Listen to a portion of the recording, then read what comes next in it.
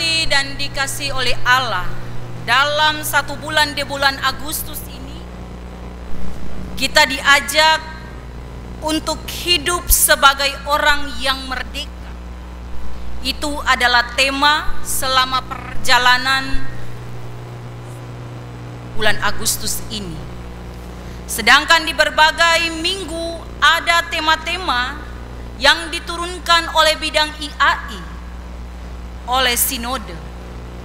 Dan di minggu yang terakhir ini kita kembali diajak sebagai warga gereja, sebagai warga negara, harus mewujudkan rasa cinta kita kepada tanah air.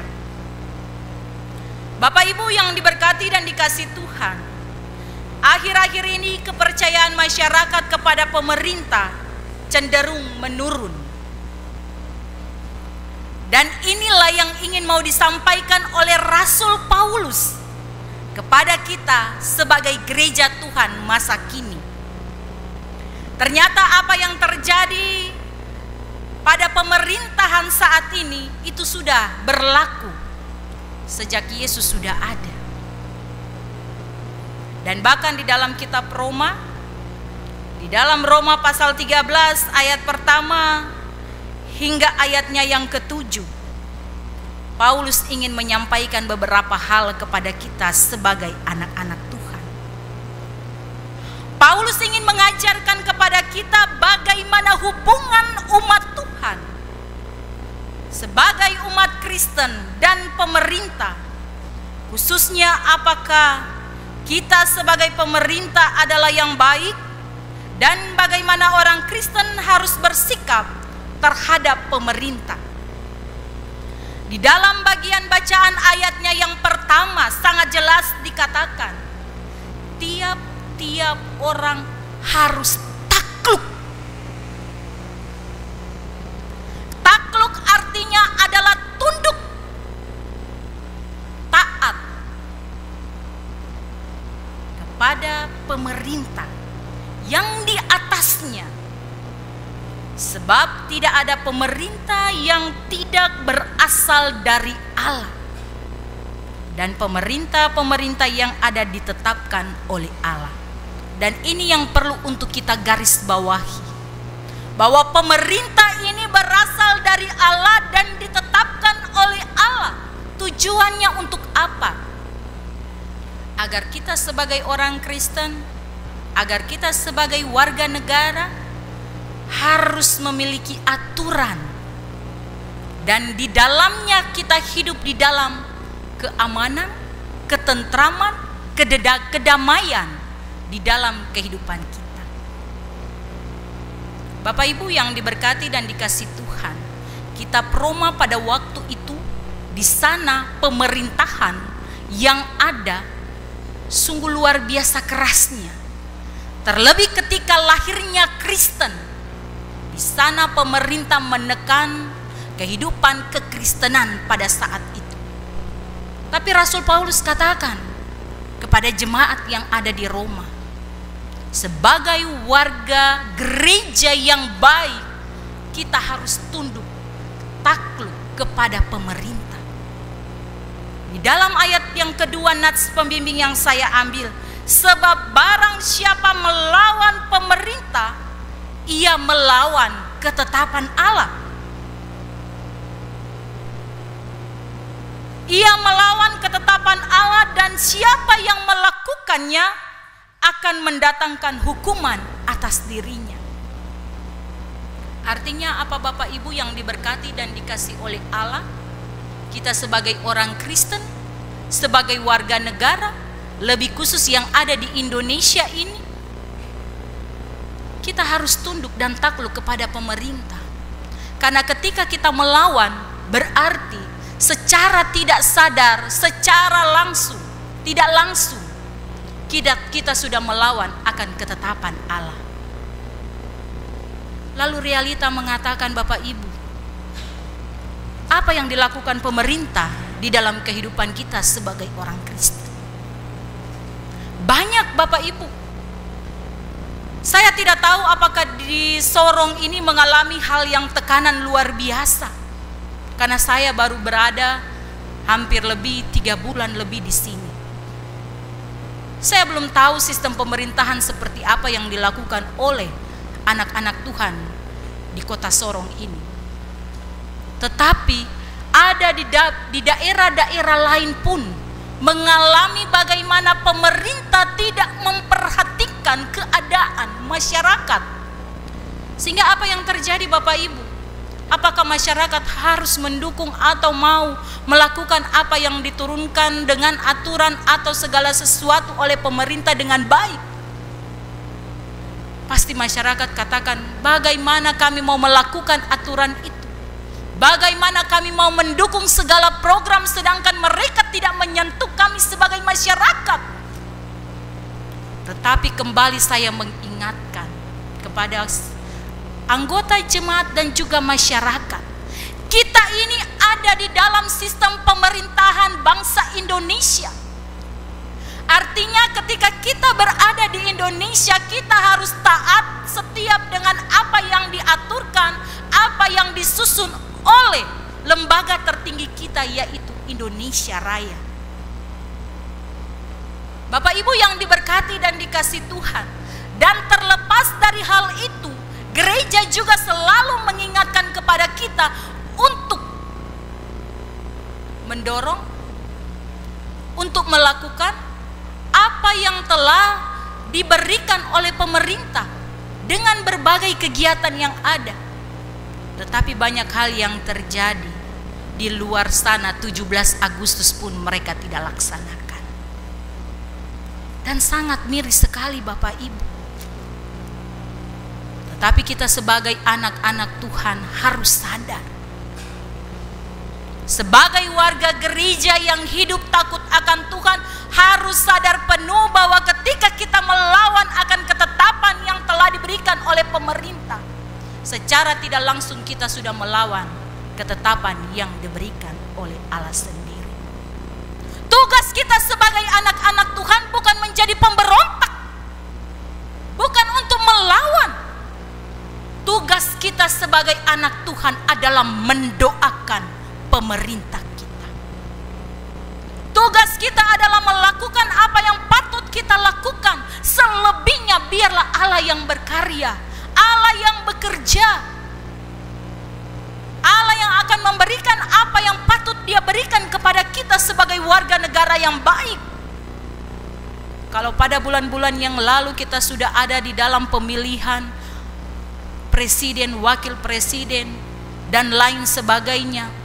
Terlebih lagi di dalam minggu yang akan datang ini kita sedang menantikan pendaftaran.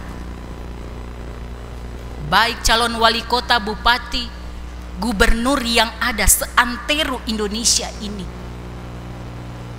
Dan pada tanggal 27 November di sana kita akan melihat para calon-calon yang akan kita pilih.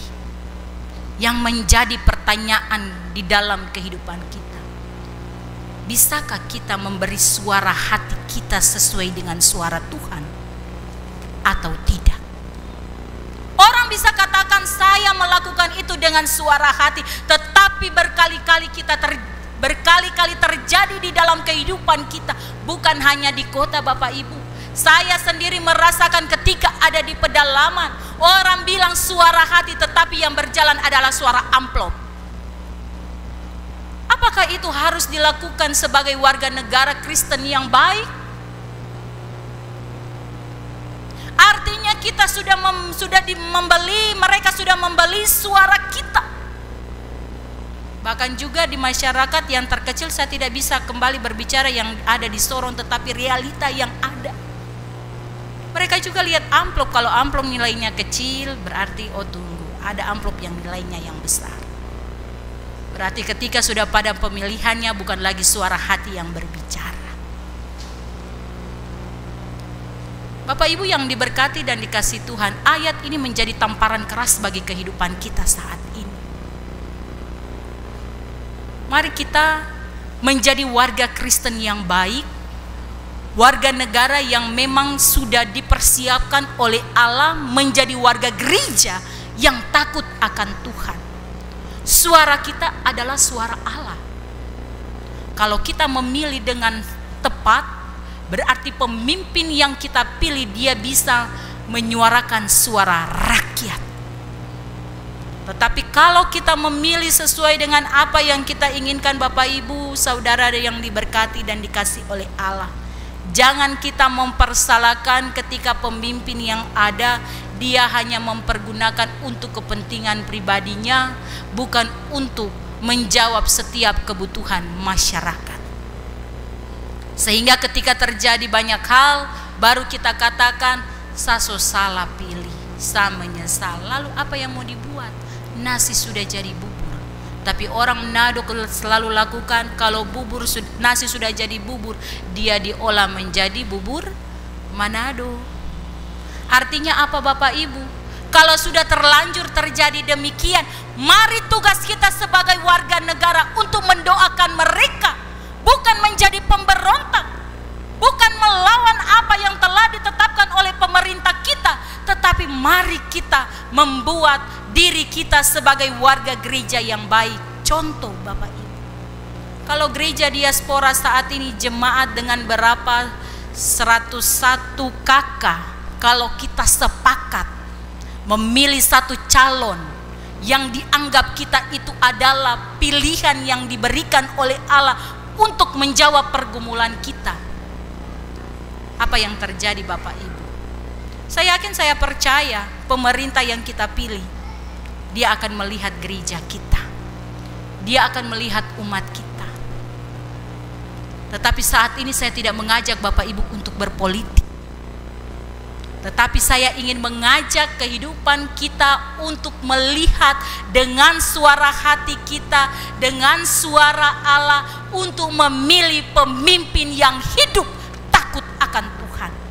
Karena ketika dia menjadi pemimpin yang hidup takut akan Tuhan, seperti yang telah difirmankan oleh bacaan firman Tuhan saat ini dalam kitab Roma, bukan hanya berlaku bagi kita masyarakat, tetapi bagi mereka yang hidup takut akan Tuhan, dia akan melakukan apa yang diinginkan oleh Allah dan masyarakat.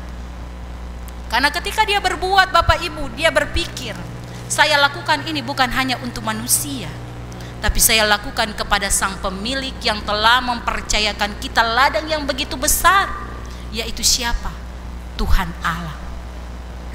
Walaupun yang nanti akan duduk, entah dia menjadi wali kota ataupun gubernur ataupun bupati, dia beragama yang berbeda, saya yakin, saya percaya mereka juga memiliki agama dan mereka juga hidup takut akan Tuhan.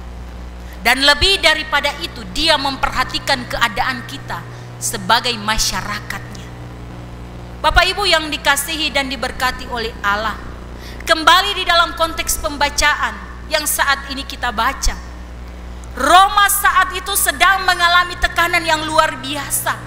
Kekristenan semakin terhimpit, tetapi Rasul Paulus kembali mengingatkan kepada mereka untuk selalu hidup takut akan Tuhan, harus melakukan apa yang diperintahkan oleh Allah, menjadi warga negara yang hidup takut akan Tuhan, harus taat kepada pemerintah.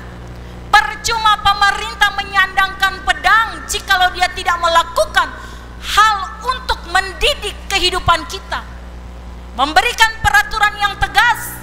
Tetapi kembali dipertanyakan, Bapak Ibu, ya betul Ibu Pendeta, firman Tuhan katakan demikian, pemerintah bisa menyandangkan pedang, tetapi saat ini kebenaran diperjualbelikan. Kesalahan selalu dinaik-naikkan sedangkan kebenaran ditiadakan. Apakah itu harus kita dukung? Apakah pemerintah yang dikatakan menyandangkan pedang itu sudah melakukan yang terbaik? Kembali lagi tugas tanggung jawab kita sebagai anak-anak Tuhan. Kita memang warga kecil, Bapak Ibu. Walaupun kita sepakat hari ini untuk berdemo, tidak akan pernah didengar. Tetapi kalau kita sepakat di rumah-rumah kita masing-masing, kita berdoa, tidak ada yang mustahil. Allah bisa membolak-balikan setiap kehidupan umat manusia. Jikalau dia sudah salah, Allah punya hak untuk menegur dan menasihati mereka. Bukan tugas kita untuk memberontak, Bapak Ibu. Bukan tugas kita untuk melawan, apalagi sebentar nanti kita akan ada dalam golput. Tidak. Berikanlah suara yang terbaikmu. Minta Tuhan memimpin hidup kita, menunjukkan siapa yang akan menjadi pemimpin yang baik untuk Kabupaten Sorong ini. Dan ketika kita mengandalkan Tuhan, segala sesuatu yang kita lakukan tidak akan pernah sia-sia. Jemaat yang diberkati dan dikasih Tuhan, kembali lagi diingatkan di dalam ayatnya yang keempat. Karena pemerintah adalah hamba Allah untuk kebaikanmu. Berarti kembali kita diingatkan, pemerintah adalah hamba Allah untuk kebaikan kita. Dan jika kita berbuat jahat, takutlah akan dia. Tapi ada orang banyak so jahat, so malawang, tapi dia tidak takut kepada pemerintah. Tetapi orang yang takut akan Tuhan, dia akan menghargai hal yang demikian. Ibaratnya kita takut kepada Sang Pemilik hidup. Secara tidak langsung kembali firman Tuhan ingin menekankan di dalam kehidupan kita. Ketika kita hidup takut akan Tuhan dan menghargai bahwa kita sudah salah, berarti kita akan tunduk kepada Dia. Kita takut kepada Dia bukan karena pedang yang tadi, tetapi kemahakuasaan akan berlaku di dalam kehidupan kita. Jemaat yang diberkati dan dikasih oleh Allah, mari kita kembali mewujudkan rasa cinta kita tanah air kita kepada Indonesia ini. 17 Agustus kita boleh rayakan, dan saya tidak tahu apakah di daerah-daerah lain merayakan hal yang demikian, karena mereka tertekan dengan keadaan dan kondisi yang ada. Tetapi saya yakin, saya percaya di rumah bilik-bilik keluarga rumah tangga mereka juga berdoa untuk kedamaian dan ketentraman. Dan tugas kita saat ini, mari kita sepakat, kita sehati, kita minta agar apa yang dikehendaki oleh Allah bukan terjadi untuk di pusat, bukan untuk di kota, bukan untuk di daerah-daerah yang mungkin bisa dijangkau, tetapi bisa berlaku bagi daerah-daerah yang terpencil, di pegunungan, di pesisir pantai yang sangat membutuhkan perhatian dari pemerintah. Tuhan Yesus kiranya memberkati kehidupan kita. Jadilah warga yang baik, jadilah warga yang siap untuk melakukan apa yang menjadi tugas tanggung jawab kita sebagai kehidupan warga negara yang baik. Dan saya yakin, saya percaya saat ini kita adalah warga negara Indonesia yang baik, dan kita adalah warga gereja yang hidup takut akan Tuhan. Tuhan Yesus memberkati kita semua. Amin.